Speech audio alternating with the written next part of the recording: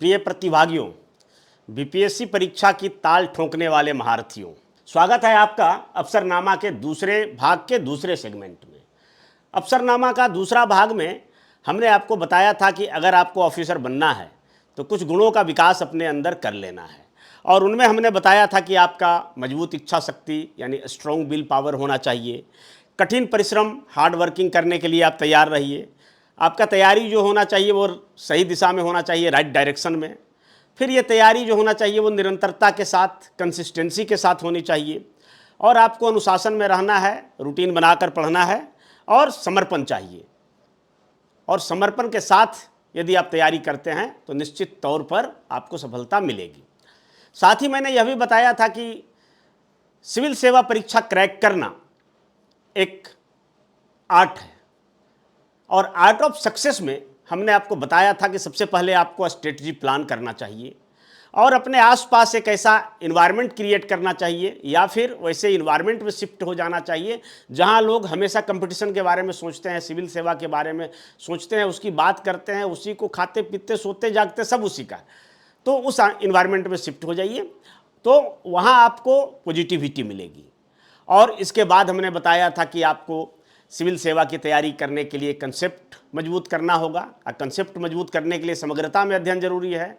और उसी के साथ साथ जो आर्ट ऑफ सक्सेस की मैंने बात किया, तो बहुत ज़्यादा विद्वान होना अलग बात है और परीक्षा को क्रैक करना अलग बात है, और इसलिए मैंने ट्रिक की भी बात किया था। तो अफसरनामा सीरीज का जो दूसरा सेगमेंट है, जो दूसरा सीरीज है, उसका लिंक मैं इस वीडियो के डिस्क्रिप्शन में डाल दूंगा, उसे ज़रूर देखिएगा। और इस सीरीज के अंतर्गत अफसरनामा सीरीज का दूसरे भाग के दूसरे सेगमेंट अर्थात अफसरनामा 2A के अंतर्गत हम बात करेंगे बीपीएससी पीटी में किस चैप्टर या किस टॉपिक से अधिक प्रश्न पूछे जाते हैं। इससे पहले मैंने अफसरनामा 3 में यह बताया था कि बीपीएससी कौन से सब्जेक्ट से कितना सवाल पूछता है। पिछले 10-11 बीपीएससी का मैंने सम्यक विश्लेषण किया था, और विषयवार प्रश्नों की सूची 60वीं 62वीं बीपीएससी से लेकर 70वीं बीपीएससी का जो री एग्जाम हुआ वहाँ तक हमने विश्लेषण प्रस्तुत किया था। आज मैं बात करूँगा कि इन सारे विषयों में से जो इनके टॉपिक है, जो चैप्टर है, उन चैप्टर में से कौन से चैप्टर से बारंबार सवाल पूछे जाते हैं, अधिक सवाल पूछे जाते हैं, और उस चैप्टर को यदि टारगेट किया जाए तो निश्चित तौर पर जिस हम आर्ट ऑफ सक्सेस की बात कर रहे हैं उस कला को अपनाकर आप परीक्षा को क्रैक कर सकते हैं। फिलहाल आपके सामने जो चुनौती है वो बीपीएससी पीटी क्रैक करने की है। यदि आप बीपीएससी पीटी क्रैक कर लेते हैं तो आपके बहुत सारे ऑप्शन खुल जाते हैं, बहुत सारे आयाम खुल जाते हैं मेंस परीक्षा की तैयारी करने का, और मेंस परीक्षा की भी अगर अच्छी तैयारी करते हैं तो फाइनली ऑफिसर आप ही बनते हैं। तो बीपीएससी पीटी में किस चैप्टर और किस टॉपिक से अधिक प्रश्न पूछे जाते हैं, और इसमें हम top 3 chapter in every subject यानी प्रत्येक विषय से 3 महत्वपूर्ण जो जहां से सबसे ज़्यादा सवाल पूछे जाते हैं यानी टॉप 3 चैप्टर्स की भी बात करेंगे। और ये बहुत ही ज़रूरी है, बीपीएससी परीक्षा देने वाले विद्यार्थियों को ये कम से कम पता होना चाहिए कि आपको जो सवाल पूछे जा रहे हैं वो कहाँ से पूछे जा रहे हैं। मैंने अफसरनामा सीरीज के दूसरे भाग में यह बताया था कि आपको अगर तैयारी करना है, किसी भी कंपटीशन की तैयारी करना है, नॉट ओनली सिविल सर्विसेज, किसी भी कंपटीशन की तैयारी करना है तो उसके लिए आपके पास 2-3 चीज़ें होनी चाहिए। उसका सिलेबस होना चाहिए और प्रीवियस ईयर्स क्वेश्चन होना चाहिए, और उसके अकॉर्डिंग जिस पुस्तक में आपको वो सिलेबस मैच करता है वो मटेरियल सामग्री होना चाहिए। तो सिलेबस और जो PYQs है इसका अध्ययन करने के बाद ये पता चलेगा कि कौन से सेगमेंट ऐसा है, कौन से ऐसे चैप्टर हैं जहां से सर्वाधिक सवाल पूछे जाते हैं। तो मैं उसी पर बात करने वाला हूं। तो आइए सबसे पहले हम चलते हैं अफसरनामा सीरीज का ये जो दूसरा भाग है, तो दूसरा भाग में हम बात करेंगे top 3 chapters, topic in every subject. और सब्जेक्ट कौन कौन सा है इसके बारे में पहले बता चुका हूँ, पहले सीरीज में, सीरीज 3 में काफ़ी हमने विस्तार पूर्वक बताया था। तो इतिहास है, भूगोल, भारतीय राज्य व्यवस्था, भारतीय अर्थव्यवस्था, सामान्य विज्ञान, बिहार विशेष, समसामयिकी और गणित। तो गणित में तो चैप्टर की कोई बात नहीं, हालांकि यहाँ भी आप विशेष चैप्टर पर फोकस कर सकते हैं, नंबर सिस्टम्स वगैरह, परसेंटेज वगैरह, तो एक बेस बन जाता है मैथ का जो आधारभूत चीज़ कही जाती है। परंतु मैं यहाँ से बात करूँगा बाकी के 7 चैप्टर पर। तो 7 चैप्टर में हम इतिहास में चूंकि इतिहास को भी अब 3 भाग में बांट सकते हैं, बड़ा विषय है, इससे अधिक सवाल पूछे जाते हैं। तो प्रत्येक जो है प्राचीन, मध्यकालीन और आधुनिक, प्रत्येक से हम टॉप 3 चैप्टर की मैं बात करूंगा, 3 3 3, ठीक है। उसी तरह भूगोल से भी मैं टॉप 3 चैप्टर की बात करूंगा जहां से अधिक सवाल पूछे जाते हैं। राज्य व्यवस्था से भी 3, यहाँ से भी 3। सामान्य विज्ञान भी चूंकि बड़ा विषय है और इसके भी 3 सेगमेंट होते हैं, फिजिक्स के होते हैं, फिजिक्स, केमिस्ट्री और बायोलॉजी। तो प्रत्येक से मैं 3 टॉप चैप्टर की बात करूंगा, ठीक है। फिर बिहार विशेष है, बिहार विशेष से भी 3 चैप्टर की बात करूंगा। और करंट अफेयर्स है, यहाँ भी 3 से लेके 6 चैप्टर तक मैं बात करूंगा जहाँ से ज़्यादा सवाल पूछे जाते हैं। गणित को भी रहने देंगे, गणित के लिए हम अलग से स्ट्रेटजी प्लान करेंगे। तो ये कुल मिला के अगर देखा जाए तो 12 3 15, 3 18, 18 और 9 27, 3 30 और 6 36, एक तरह से 36 टॉपिक पर हम बात करेंगे।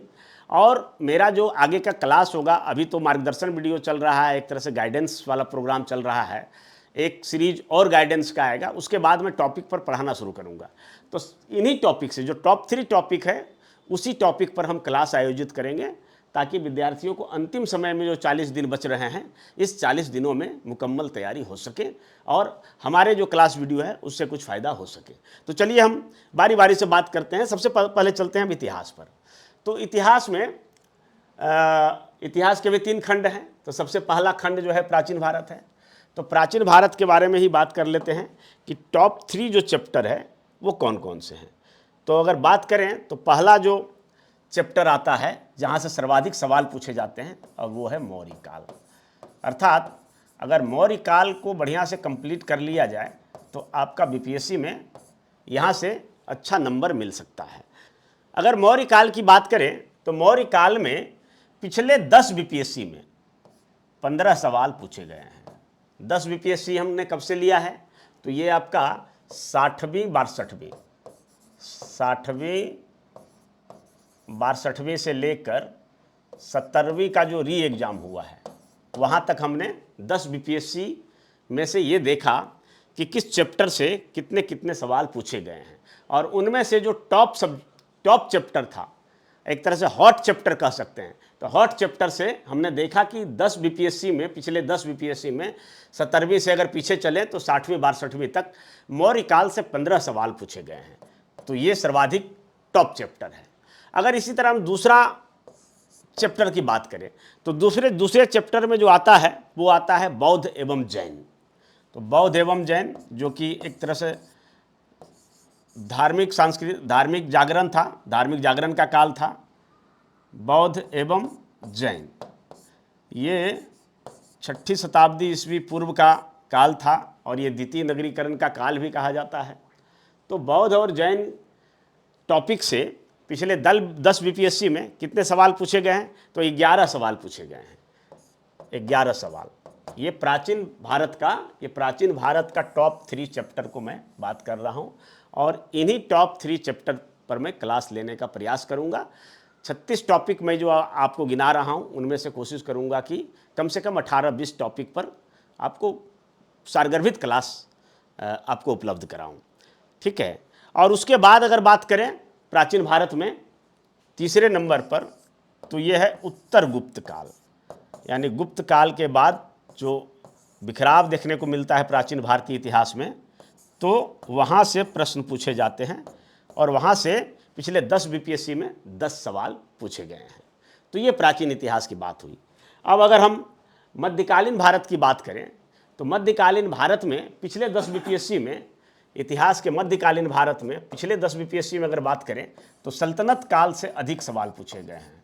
सल्तनत काल अर्थात इसको हम कह सकते हैं कि ये 1206 ईस्वी से लेकर जो 1526 ईस्वी तक जो इब्राहिम लोदी की पराजय हुई थी पानीपत के प्रथम युद्ध में, तो वहाँ तक का काल जो है, यानी जो दिल्ली सल्तनत की स्थापना हुई थी मोहम्मद गौरी के द्वारा, जो दिल्ली सल्तनत की स्थापना की गई थी। हालांकि इसके जो वास्तविक संस्थापक वो इल्तुतमिश को माना जाता है। तो यहाँ पर 5 राजवंशों ने शासन किया। सबसे पहले गुलाम वंश, हालांकि इसको गुलाम वंश नहीं कहा जाना चाहिए, यहाँ भी कई राजवंश थे, प्रत्येक राजवंश के जो राजा थे एक दूसरे के गुलाम थे, इसीलिए इसको गुलाम वंश कहा जाता है। गुलाम वंश, खिलजी वंश, तुगलक वंश, सैयद वंश, लोदी वंश, तो ये 5 वंश जो है। और यहाँ से अगर देखा जाए तो पिछले 10 बीपीएससी में 17 सवाल पूछे गए हैं, 17 सवाल यहाँ से पूछे गए हैं। अगर मध्यकालीन भारत के टॉप सेकेंड चैप्टर की बात करें, टॉप दूसरा चैप्टर की बात करें, तो वो आता है मुगल काल। तो मुगल काल से, अब मुगल काल में तो ये एक ही राजवंश का शासन रहा, लेकिन इसमें शासन किसने क्या किया, तो बाबर ने मुगल काल की स्थापना किया था। और बाबर से लेके उसके बाद हुमायूं, फिर अकबर, अकबर के बाद जहांगीर, फिर शाहजहाँ, फिर औरंगजेब, और उसके बाद बहुत सारे बहादुर शाह से लेकर उसके जो प्रवर्ती मुगल हैं तो वो। तो यहाँ से पिछले 10 बीपीएससी में 12 सवाल पूछे गए हैं, ठीक है। और फिर तीसरे नंबर पर टॉप 3, अगर मध्यकालीन भारत मिडाइवल इंडिया की बात करें तो तीसरे नंबर पर जो चैप्टर आता है तो वो भी मध्यकालीन लेखक, ये एक अलग चैप्टर के रूप में इसको हम रख रहे हैं, क्योंकि काफ़ी सारे जो मध्यकालीन लेखकों द्वारा जो पुस्तक लिखे गए थे तो वहाँ से भी सवाल पूछे जाते हैं। तो इसको एक समराइज वे में देखकर जो भी पुस्तकें हैं, चाहे वो किताबुल हिंद हो, तहकीके हिंद हो अल-बुरूनी का, या फिर मोहम्मद सिराज का, जो भी पुस्तकें हों मध्यकालीन भारत का, तो वहाँ से उसको एक संग्रह देखना जरूरी होता है। तो पिछले 10 बीपीएससी में ये 10 सवाल यहाँ से पूछे गए हैं। अब चलिए आधुनिक भारत का इतिहास। तो जैसा कि आप जानते हैं कि जितने सवाल इतिहास में पूछे जाते हैं उनमें से लगभग 60% सवाल, 60% सवाल जो है वो आधुनिक भारत के इतिहास से ही पूछे जाते हैं। तो निश्चित तौर पर यहाँ से अधिक सवाल रहेंगे, ठीक है। तो अगर आधुनिक भारत की बात करें, आधुनिक भारत की शुरुआत कब से माना जाता है, तो मुगल साम्राज्य का जब पतन प्रारंभ हो गया था, खास करके 1707 ईस्वी से जब औरंगजेब की मृत्यु हो गई थी और मुगल साम्राज्य का पतन प्रारंभ हुआ था, तब से आधुनिक काल माना जाता है। तो आधुनिक काल से लेके उसके बाद स्वतंत्रता आंदोलन वगैरह सारे इसी में आते हैं। तो आधुनिक काल से अगर देखा जाए तो जो सवाल पूछे गए हैं, तो सबसे अधिक जो सवाल पूछा गया है वो भारतीय राष्ट्रीय आंदोलन से पूछा गया है। भारतीय राष्ट्रीय आंदोलन, भारतीय राष्ट्रीय आंदोलन से अगर हम सवाल देखें तो आप अचंभे में पड़ जाएंगे कि कितने सवाल पूछे गए हैं। तो भारतीय राष्ट्रीय आंदोलन से अगर देखा जाए तो कुल मिला के 50 सवाल पूछे गए हैं। तो इसी से इसकी अहमियत समझ में आती है कि कितना ये हॉट टॉपिक है, कितना ये हॉट चैप्टर है, जहाँ से हमेशा बार बार सवाल पूछे जाते हैं, ठीक है।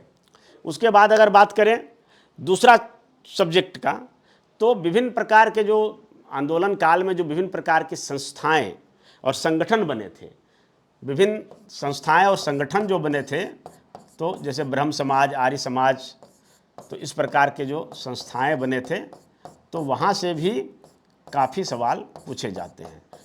तो इसको हमने दूसरे नंबर पर रखा है।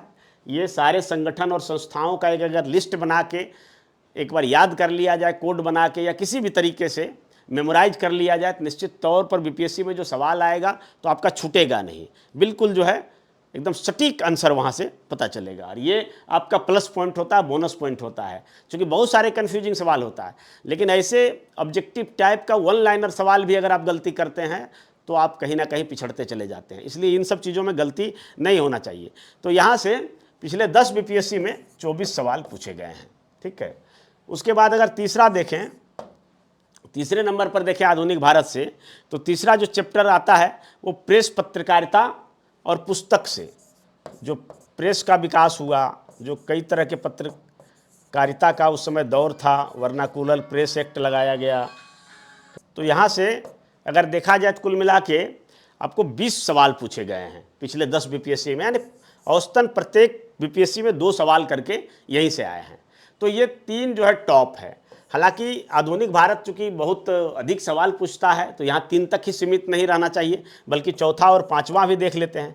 तो चौथे नंबर पर जो है वो गवर्नर जनरल, भारत में जो अंग्रेजी गवर्नर जनरल थे, अंग्रेजी गवर्नर जनरल और उसके कार्य यहाँ से 18 सवाल पूछे गए हैं। ठीक उसी प्रकार अगर देखें तो आगे क्रांतिकारी गतिविधियां, जो भारत में एक बार क्रांतिकारी गतिविधि का दौर आया था जिसमें खुदीराम बोस, भगत सिंह, क्रांतिकारी गतिविधियों से यहाँ से देखा जाए तो कुल मिला के 17 सवाल पिछले 10 बीपीएससी में पूछा गया है। ठीक है, तो इस तरह से ये टॉप 3 चैप्टर को अगर देख लिया जाए तो निश्चित तौर पर हमारा बहुत सारा काम आसान हो जाएगा। और अगर पूरे इतिहास का टॉप 10 चैप्टर की बात करें तो टॉप 10 चैप्टर की बात करें, चूँकि टॉप 10 चैप्टर्स को देखना इसलिए ज़रूरी है क्योंकि इतिहास एक बड़ा विषय है और बड़ा विषय है, और यहाँ पर जिस तरह से हमने कैटेगराइजेशन किया तो उसमें यह देखा जाना ज़रूरी है कि पूरे अगर ऑल ओवर इतिहास को देखें तो कौन कौन से चैप्टर से अधिक सवाल पूछे गए हैं। तो पहला देखिए, जैसा कि आपने देखा था कि भारतीय राष्ट्रीय आंदोलन, यहाँ से सर्वाधिक सवाल पूछा गया है, 50 सवाल है। ये आधुनिक भारत का चैप्टर है। फिर दूसरा भी आधुनिक भारत का चैप्टर है, विभिन्न संस्थाएं एवं संगठन, जहाँ से 24 सवाल पूछे गए हैं। फिर तीसरा चैप्टर भी आधुनिक भारत से ही है, जहाँ से 20 सवाल पूछा गया है, प्रेस, पत्रकारिता एवं पुस्तकें। ठीक है, फिर जो है चौथा अगर बात करें तो गवर्नर जनरल एवं उसके कार्य, ये भी आधुनिक भारत से है। मतलब लगातार ये 5वां क्रांतिकारी गतिविधियां और 6ठा ब्रिटिश अधिनियम, ये लगातार जो टॉप 6 चैप्टर है वो आधुनिक भारत से है। तो कहने का मतलब है कि आप आधुनिक भारत पर अधिक फोकस कर सकते हैं, और अगर आपके पास बिल्कुल भी समय नहीं है तो आधुनिक भारत ही सिर्फ पढ़ लीजिए, मैं ये कहना चाहूँगा। हालांकि अभी तो रिवीजन का समय है, तो रिवीजन भी ज़्यादा करना है तो आधुनिक भारत का ज़्यादा करना है। उसके बाद बाकी शेष अगर 4 देखें तो मध्यकालीन भारत का एक सल्तनत काल है जहाँ से 17 सवाल पूछे गए हैं। ठीक उसी प्रकार मौर्य काल जो कि प्राचीन भारत से है, 15 सवाल। ठीक उसी प्रकार जनजाति किसान आंदोलन, देखिए फिर ये आधुनिक भारत से आ गया, ये 15 सवाल पूछा गया है। और फिर 10 नंबर में मुगल काल, जहाँ से 12 सवाल पूछे गए हैं पिछले 10 बीपीएससी में। तो ये इतिहास का टॉप जो है 10 चैप्टर है, इसको आप देख सकते हैं, और यथासंभव मैं कोशिश करूंगा कि इस पर आपके लिए क्लास आयोजित करूं। ठीक है, अब चलिए दूसरा भूगोल में आते हैं। भूगोल, अब भूगोल में क्या है कि विश्व का भी भूगोल रहता है, भारत का भी भूगोल रहता है, और इसमें पर्यावरण एवं पारिस्थितिकी भी रहता है। बिहार का भी भूगोल रहता है, परंतु उसको हम बिहार विशेष के अंतर्गत हम लेते हैं। तो अगर भूगोल की बात किया जाए तो भूगोल में सबसे हॉट जो चैप्टर है, हॉट जो टॉपिक है, तो उसमें खनिज संसाधन का नाम पहला आता है। खनिज संसाधन जो भूगोल का है, वहाँ से सर्वाधिक बार सवाल पूछे गए हैं बीपीएससी में, और पिछले 10 बीपीएससी में 19 सवाल पूछे गए हैं। दूसरा नंबर पर जो आता है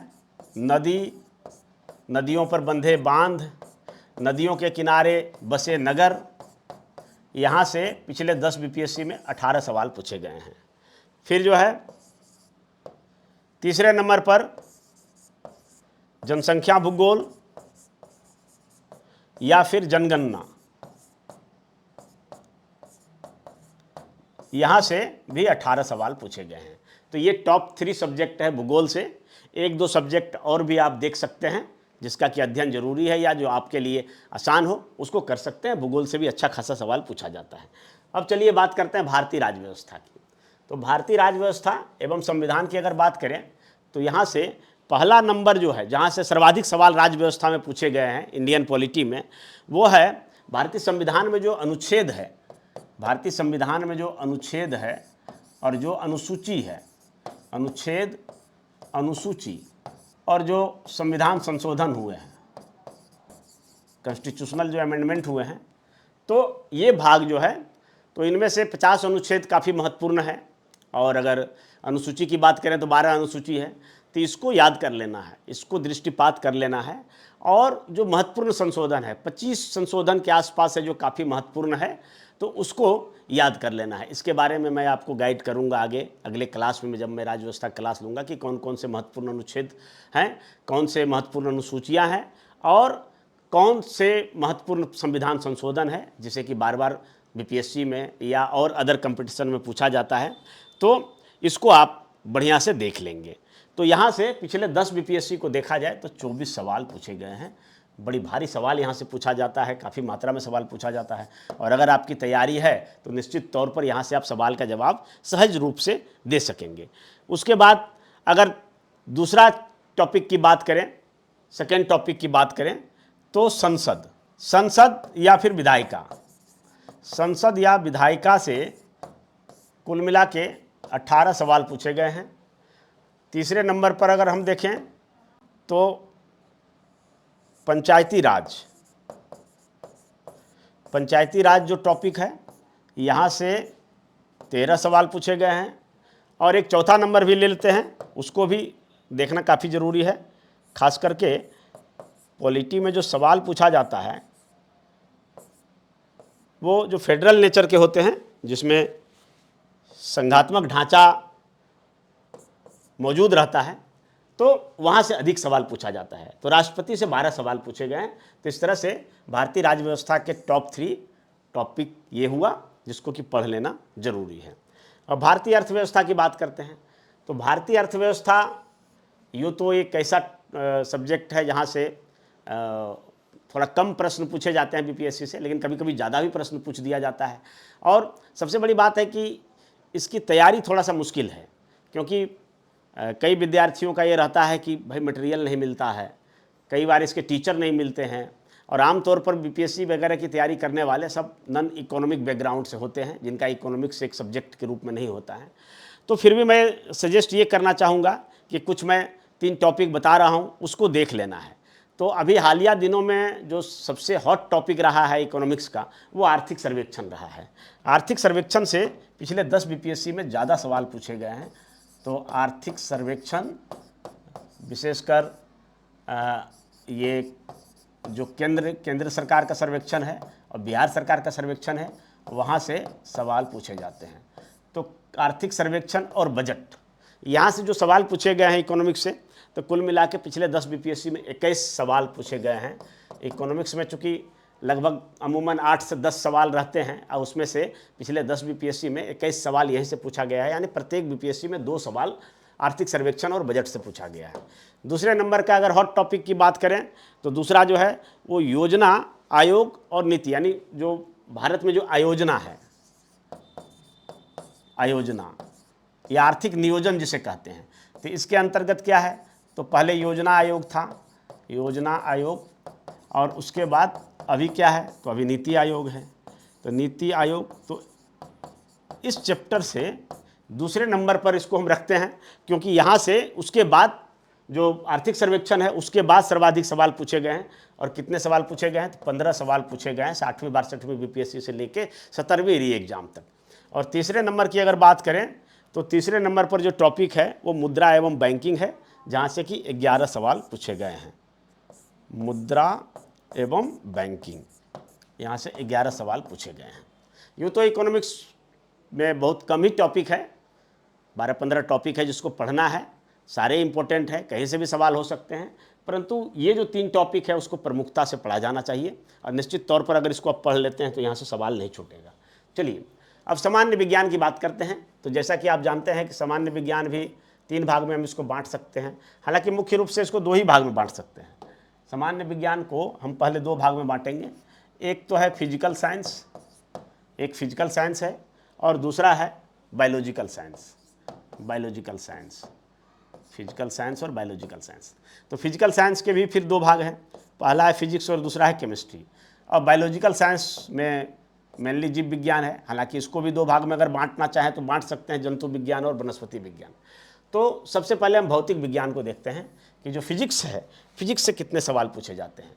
एक बात मैं यहाँ बता दूँ कि फिजिक्स और केमिस्ट्री मिला के, यानी 2 मिला के यहाँ लगभग जो है 50% सवाल रहते हैं, और 50% जो है अकेले बायोलॉजी से रहता है, यानी बायोलॉजी को ज़्यादा प्रमुखता देना है। तो भौतिक विज्ञान की अगर बात करें तो भौतिक विज्ञान में सर्वाधिक जो सवाल पूछे गए हैं वो भौतिक विज्ञान का सबसे पहला जो टॉपिक है वहीं से पूछा गया है। और इसको अगर पढ़ लिया जाए, मैं आपको दावा करता हूँ कि महज एक क्लास में मैं इस टॉपिक को इस तरह से तैयारी करवा दूंगा कि कभी नहीं भूलेंगे। तो जब मैं वो चलूँगा तो आप ज़रूर उसको देखिएगा, ठीक है। और वो टॉपिक है यूनिट एंड डायमेंशन, यानी मात्रक एवं बीमा, जो फिजिक्स का पहला टॉपिक है। और इस पहला टॉपिक से ही बीपीएससी सर्वाधिक सवाल पूछती है। और इस सवालों की संख्या देखें तो पिछले 10 बीपीएससी में फिजिक्स के इस टॉपिक से, यूनिट एंड डायमेंशन टॉपिक से 16 सवाल पूछे गए हैं, ठीक है। फिर दूसरे नंबर की अगर बात करें, फिजिक्स का दूसरा जो टॉपिक है वो है प्रकाश, यानी लाइट। तो प्रकाश से पिछले 10 बीपीएससी में 15 सवाल पूछे गए हैं। और अगर तीसरे टॉपिक की बात करें तो विद्युत, विद्युत यानी इलेक्ट्रिक से या इलेक्ट्रिसिटी से तीसरे नंबर का सवाल पूछा गया है। और ये कितना सवाल पूछा गया है? तो 10 सवाल पूछा गया है। तो इस तरह से ये भौतिकी में इस तरह का 3 जो टॉप या हॉट टॉपिक है वो इस तरह से है।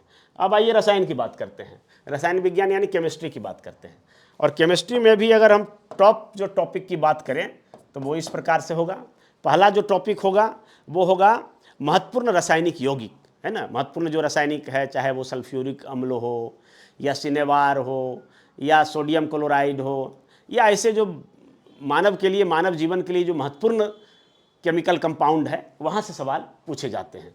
तो महत्वपूर्ण रासायनिक यौगिक, महत्वपूर्ण रासायनिक यौगिक,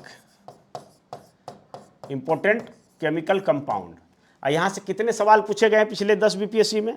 तो कुल मिला के 20 सवाल पूछे गए हैं, यानी 2 सवाल प्रत्येक बीपीएससी के दर से यहाँ पर पूछा गया है। दूसरे नंबर पर अगर केमिस्ट्री की टॉपिक की बात करें तो कार्बन और इसके अपर रूप, carbon and it's allotropes, carbon एवं इसके अपर रूप, यहाँ से कितने सवाल पूछे गए हैं? तो यहाँ से पिछले 10 बीपीएससी में 10 सवाल पूछे गए हैं। और उसी प्रकार से अगर तीसरा हॉट टॉपिक की बात करें तो परमाणु संरचना, एटॉमिक स्ट्रक्चर, एटॉमिक स्ट्रक्चर से पिछले 10 बीपीएससी में 10 सवाल पूछे गए हैं। तो परमाणु संरचना भी पढ़ना जरूरी है, ठीक है। इन सब पर मैं क्लास कराऊंगा। तो ये केमिस्ट्री का ये हाल है। और ये 3 टॉपिक अगर पढ़ लेते हैं तो निश्चित तौर पर आपका बेड़ा पार हो जाएगा। अब आइए सामान्य विज्ञान के अंतर्गत बायोलॉजी, जीव विज्ञान, और जीव विज्ञान के अंतर्गत चूँकि यहाँ से ज़्यादा सवाल पूछा जाता है, एंटायर साइंस में सबसे अधिक सवाल बायोलॉजी से पूछा जाता है, तो बायोलॉजी में कुछ हम ज़्यादा भी टॉपिक को देख सकते हैं। तो पहले चलिए, तो जो पहला जो हॉट टॉपिक है बायोलॉजी के अंतर्गत जहाँ से ज़्यादा सवाल पूछा जाता है वो है, पहला जो है वो है मानव रोग एवं इसके कारण। मानव रोग, मानव में बहुत प्रकार के रोग होते हैं, तो उसके कारण क्या है? कई प्रकार के डिजीज होते हैं, कुछ संक्रामक डिजीज होते हैं, कुछ जो है डिफिशियंसी डिजीज होते हैं, कोई जो है जो डिजेनरेटेड डिजीज होते हैं, है ना, ह्रासित रोग जिसको कहते हैं। तो यहाँ से सर्वाधिक सवाल पूछा गया है और 20 सवाल पूछे गए हैं। कितने सवाल? पिछले जो 10 बीपीएससी है उसमें 20 सवाल यहीं से पूछे गए हैं, ठीक है। उसके बाद अगर दूसरा चैप्टर की बात करें तो जीव जंतुओं का जो वर्गीकरण किया गया है, जीव जंतुओं का वर्गीकरण, जीव जंतुओं का जो वर्गीकरण है, तो वर्गीकरण से भी अच्छे खासे सवाल पूछे जाते हैं। कितने सवाल पूछे जाते हैं? तो पिछले 10 बीपीएससी में 16 सवाल पूछा गया है जीव जंतुओं के वर्गीकरण से। फिर तीसरे नंबर की अगर बात करें तो तीसरे नंबर में जो सबसे अधिक सवाल पूछा गया है वो पोषण से पूछा गया है। पोषण, पोषण का मतलब हुआ कि हमारे शरीर में जो पोषण मिलता है, यानी एक तरह से बैलेंस डाइट मिलता है। तो बैलेंस डाइट में कौन कौन सी चीज़ें आ सकती है? तो आप देखिए, इसमें आपका कार्बोहाइड्रेट आएगा, कार्बोहाइड्रेट, उसके बाद कार्बोहाइड्रेट के बाद हमारे शरीर के लिए आवश्यक है प्रोटीन, उसके बाद वसा, उसके बाद विटामिन, उसके बाद मिनरल, ठीक है, उसके बाद जल, उसके बाद फाइबर, ठीक है, फाइबर। तो ये जो चीज़ें हैं, तो यहाँ से सर्वाधिक प्रश्न पूछा गया। और कितना प्रश्न पूछा गया है? तो यहाँ से भी 16 सवाल पिछले 10 बीपीएससी में पूछा गया है। तो ये काफ़ी महत्वपूर्ण टॉप 3 टॉपिक्स हैं। परंतु यदि साइंस में, एंटायर साइंस में पूरा जो है टॉप 10 अगर टॉपिक को देखें तो ये इस प्रकार से होगा। पूरा अगर जनरल साइंस को देखें तो मानव रोग एवं इसके कारण, मानव रोग एवं इसके कारण में 20 सवाल पूछे गए हैं पिछले 10 बीपीएससी में। महत्वपूर्ण रासायनिक यौगिक, ये केमिस्ट्री का है, पहला बायोलॉजी का था ये केमिस्ट्री, यहाँ से भी 20 प्रश्न पूछे गए हैं। फिर पादप जंतु का वर्गीकरण, यहाँ से 16 सवाल पूछे गए हैं, बायोलॉजी का टॉपिक है। फिर पोषण, जो कार्बोहाइड्रेट, प्रोटीन, फैट, ये सब की जो बात की हैं, ये जो है आपका बायोलॉजी से है, 16 सवाल पूछे गए हैं। फिर 5वें नंबर पर मात्रक एवं विमा, फिजिक्स का है, यूनिट एंड डायमेंशन, यहाँ से 16 सवाल पूछे गए हैं। फिर प्रकाश, लाइट से सर्वाधिक सवाल पूछे गए हैं, फिजिक्स से 15 सवाल पूछे गए हैं पिछले 10 बीपीएससी में। फिर इसी प्रकार अब केमिस्ट्री का एक टॉपिक आ गया, अम्ल, क्षार एवं लवण, तो यहाँ से 14 सवाल पूछे गए हैं। फिर कोशिका से 12 सवाल पूछे गए हैं, ये बायोलॉजी का है। फिर जो है कार्बन एवं इसके अपर रूप, केमिस्ट्री है, यहाँ से आपका 10 प्रश्न पूछा गया है। और रेडियो सक्रियता, ये फिजिक्स का कहें या केमिस्ट्री का कहें, दोनों में आता है, तो 10 सवाल पूछे गए हैं। तो इस तरह से ये जो टॉप 10 टॉपिक है साइंस का, वो इस प्रकार से है। जो बड़ा बड़ा विषय है उसमें हमने कैटेगराइजेशन करके बताया था, हिस्ट्री में भी बताया था, और ये जनरल साइंस में भी 10 टॉपिक को आप देख लीजिए। ये यहाँ से अधिकतर सवाल पूछे जाते हैं बीपीएससी में। अब आ जाइए बिहार विशेष की बात करते हैं। तो बिहार विशेष का क्या सीन है? तो बिहार विशेष में तो एक तरह से कहिए बहुत छोटा सा सेगमेंट है, और इसकी तैयारी करके बहुत अच्छा खासा नंबर लाया जा सकता है। इसलिए हमारा परीक्षार्थियों से विशेष आग्रह रहेगा कि बिहार विशेष की तैयारी अंतिम समय में भी किया जा सकता है। यानी लास्ट टाइम में भी आप 10-15 दिन अगर इसमें पढ़ लेते हैं तो अच्छा स्कोर कर लेते हैं। मुझे याद है कि किसी भी राज्य विशेष का जो एग्ज़ाम होता है तो उसमें जो है उस राज्य का जो प्रश्न होता है काफ़ी होता है। मैं जेपीएससी का एक एग्ज़ाम देने के लिए जा रहा था, तो ऐसे ही चला गया था, कोई तैयारी नहीं था। तो मुझे ट्रेन पर एक और कैंडिडेट मिला जो कि जेपीएससी का एग्ज़ाम देने के लिए जा रहा था, दिल्ली से आ रहा था। तो उनके पास मैंने झारखंड सामान्य ज्ञान की एक पतली सी पुस्तक देखी, तो मैं उनसे ले लिया और 3-4 घंटे पढ़ते चला गया। आपको विश्वास नहीं होगा, उसी 3-4 घंटे में 10-12 सवाल हमारा सही हो गया। शायद वो किताब नहीं पढ़ता तो शायद वो नहीं सही होता। बिहार में तो बीपीएससी का, चूँकि बिहार के हम हैं तो निश्चित तौर पर बिहार की परीक्षा देते हैं, तो बिहार के बारे में जानकारी है, तो यहाँ पढ़ने की ज़रूरत नहीं होता है। लेकिन जब भी कभी दूसरे स्टेट में हम एग्जाम देने के लिए जाते हैं तो वहाँ का जीके जीएस जरूर पढ़ लेना चाहिए, और इसकी तैयारी के लिए बहुत ज़्यादा समय भी नहीं लगता है। मतलब मुश्किल से जो है ना 4-5-7-8 दिनों में इसकी तैयारी हो जाती है। तो बिहार विशेष का तैयारी आप निश्चित तौर पर अधिक करिए, ठीक है। और बिहार विशेष में जो सवाल पूछे जाते हैं, मैंने पहले भी बताया, सबसे अधिक जो सवाल पूछा जाता है जिसको कि हम 1 नंबर पर रखेंगे, सबसे जो हॉट टॉपिक है, तो वो है बिहार का इतिहास। बिहार का इतिहास, बिहार का इतिहास की बात करें तो यहाँ भी काफ़ी सवाल, और यहाँ भी वही सिस्टम है। मध्यकालीन बिहार से कम सवाल पूछे जाते हैं। सबसे अधिक सवाल आधुनिक बिहार में जो खास करके आंदोलन वगैरह का काल था, और बिहार में जो आंदोलन हो रहे थे, स्वतंत्रता आंदोलन से लेके चाहे वो असहयोग आंदोलन हो, सविनय अवज्ञा आंदोलन हो, भारत छोड़ो आंदोलन का बहुत व्यापक प्रभाव था। ये कहा जाए कि भारत छोड़ो आंदोलन का सर्वाधिक प्रभाव बिहार में था। तो इन सब सेगमेंट से काफ़ी ज़्यादा सवाल पूछा जाता है। और अगर सवालों की बात करें तो आप चौंक जाएंगे कि आज तक पिछले 10 बीपीएससी में सर्वाधिक सवाल अगर देखा जाए तो 75 सवाल यहाँ से पूछे गए हैं बिहार के इतिहास को। तो इसीलिए सोच सकते हैं कि ये कितना बड़ा रेड कॉर्नर है। इसको हम रेड से घेर देते हैं, रेड कॉर्नर है। बिहार का इतिहास जरूर पढ़िएगा, क्योंकि अगर आप इसको 10 से डिवीज़न करें तो कम से कम यानी यहाँ से 7.5 प्रश्न प्रत्येक बीपीएससी में पूछा गया है। यानी ये औसत रहा पूछने का, तो इसको आप जरूर पढ़िएगा, ठीक है। और मुझे मौका मिला तो मैं आपको पढ़ाऊँगा भी बिहार विषय पर, और नहीं तो फिर आप यूट्यूब पर काफ़ी सारे बिहार के संबंध में हैं, उनको भी आप देख सकते हैं। जो भी पढ़ाए होंगे अच्छा ही पढ़ाए होंगे, लेकिन मेरा भी इसमें रहेगा, ठीक है। फिर बिहार का भूगोल दूसरे नंबर पर आता है। बिहार का भूगोल, बिहार का भूगोल, तो बिहार के भूगोल से कितने प्रश्न पूछे गए हैं? बिहार का भूगोल, यहाँ से पिछले 10 बीपीएससी में 56 प्रश्न पूछे गए हैं, ठीक है। और उसी प्रकार अगर तीसरे नंबर की बात करें तो तीसरे नंबर पर बिहार का जो करंट अफेयर्स है, बिहार समसामयिकी, बिहार समसामयिकी से ज़्यादा प्रश्न पूछा गया है। तो इसको तो करंट अफेयर्स का तो तैयारी होता ही रहता है, ठीक है, हमेशा करते रहते हैं। लेकिन अंतिम समय में बिहार से जुड़ा हुआ जो करंट अफेयर्स है उसकी तैयारी कर लें, और बेहतर होगा कि इसकी तैयारी के लिए पिछले 5-6 महीना का जो पेपर है वो अगर कहीं से मिले तो उसको देखिए, या उस पेपर के आधार पर जो संग्रह तैयार किया गया है, किसी पब्लिकेशन वालों ने तैयार किया है, तो उसको ज़रूर देखिए। तो यहाँ से 52 सवाल पूछे गए हैं पिछले 10 बीपीएससी में। तो इस तरह से देखिए कितना बड़ा सेगमेंट है। तो बिहार विशेष का सबसे बहुत ये वीवीआई है, और वीवीआई ही नहीं बल्कि इनका हर सेगमेंट जो है वो वीवीआई है। अब आगे हम चलते हैं, बात करते हैं समसामयिकी की। तो समसामयिकी में मैंने पहले से इसको लिख के रख लिया है तो समसामयिकी भी काफ़ी महत्वपूर्ण है। और जैसा कि आपने देखा है कि इसका जो प्रश्न का रेंज है तो प्रत्येक बीपीएससी में 25 से लेकर 35 सवाल तक पूछे गए हैं, यहाँ तक कि 37 सवाल तक पूछे गए हैं। तो 25 से 35 का रेंज रखते हैं, यानी आप औसतन मान सकते हैं कि 30 सवाल प्रत्येक बीपीएससी में करंट अफेयर्स से पूछा गया है। इसलिए इसकी तैयारी तो हमेशा होनी चाहिए। अगर आप एक सिविल सर्विसेज की तैयारी करने वाले एस्पिरेंट्स हैं तो आपको करंट अफेयर्स की तैयारी नित्य दिन होनी चाहिए। जब से आप सिविल सर्विसेज परीक्षा की तैयारी करना शुरू किए हैं तब से करंट अफेयर्स की तैयारी होनी चाहिए।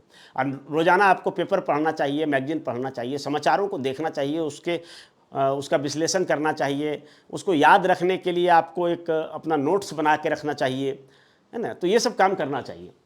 तो अगर समसामयिकी करंट अफेयर्स की बात करें तो सर्वाधिक सवाल यहाँ जो है राष्ट्रीय अंतर्राष्ट्रीय का घटनाक्रम है। अगर प्रतियोगिता दर्पण में देखेंगे तो सबसे पहले यही रहता है, तो इसको जरूर देख लिया जाए। अगर पिछले 1 साल का प्रतियोगिता दर्पण देख लिया जाए तो ये जो पिछले 10 बीपीएससी में 70 सवाल पूछे गए हैं, यानी प्रत्येक जो है बीपीएससी में 7 के दर से इसी चैप्टर से सवाल पूछे गए हैं।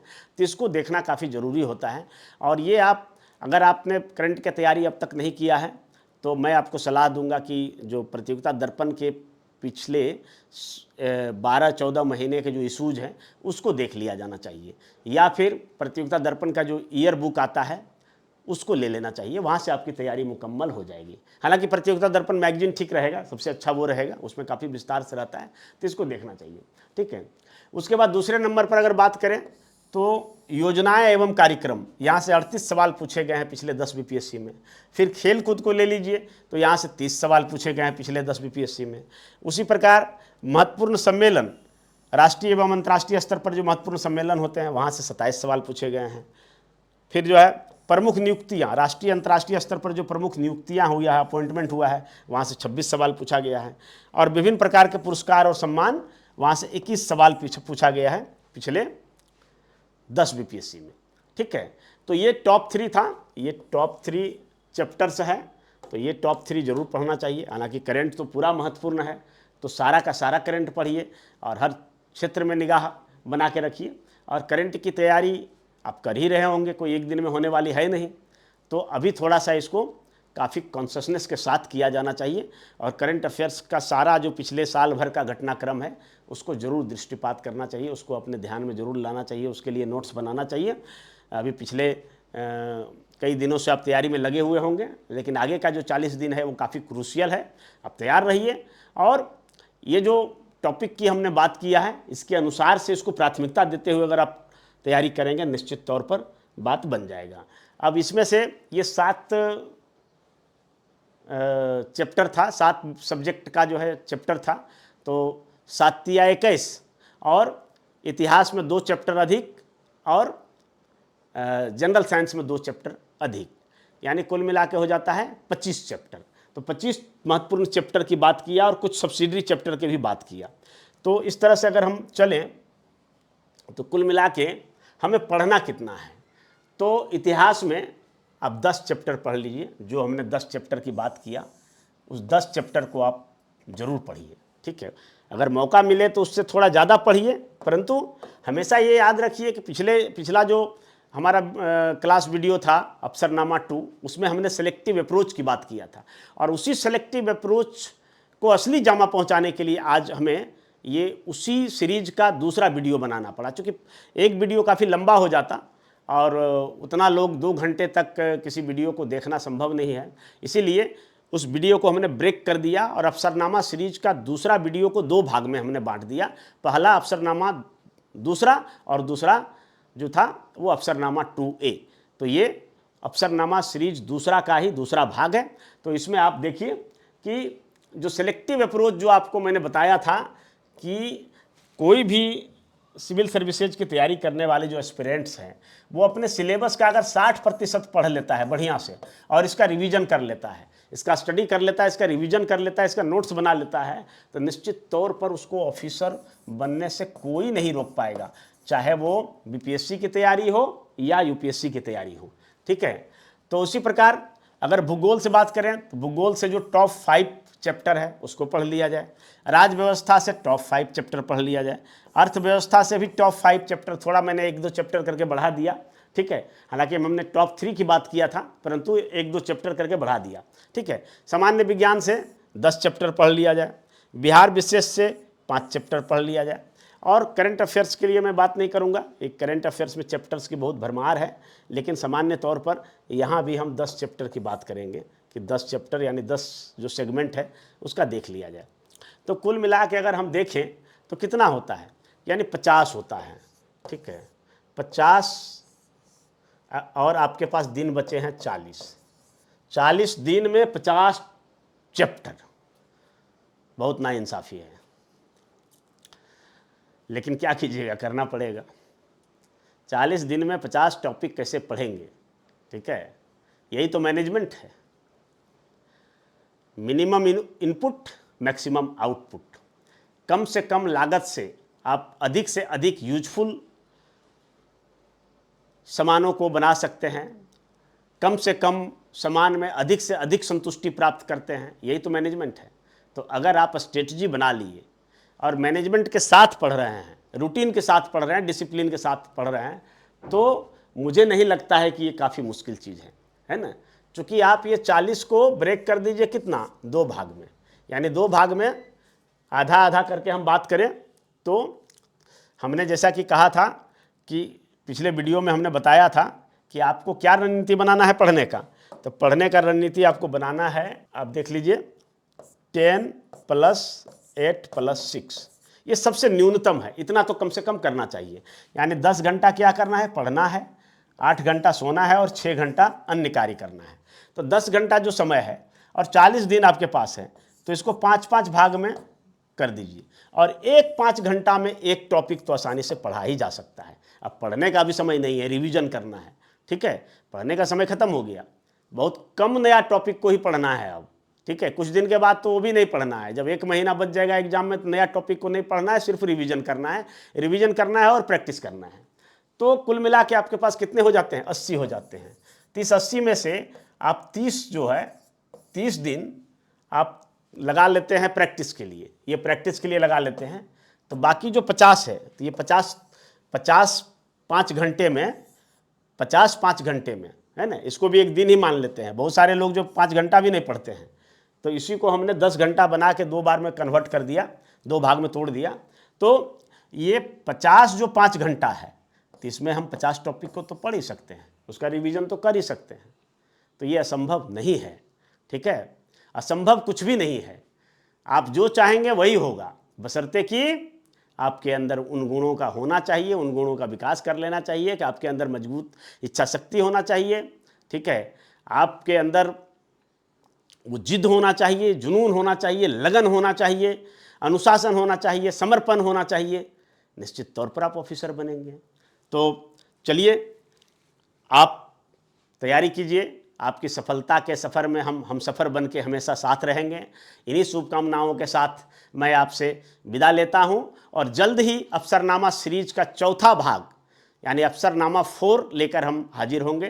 तब तक के लिए आपको धन्यवाद। आप जीवन में सफलता की बुलंदियों को छुएं, ऊंचाइयों पर पहुँचें, सिर्फ ऑफिसर ही नहीं बल्कि जीवन के हर क्षेत्र में कामयाब हों। इन्हीं शुभकामनाओं के साथ जय हिंद, जय भारत।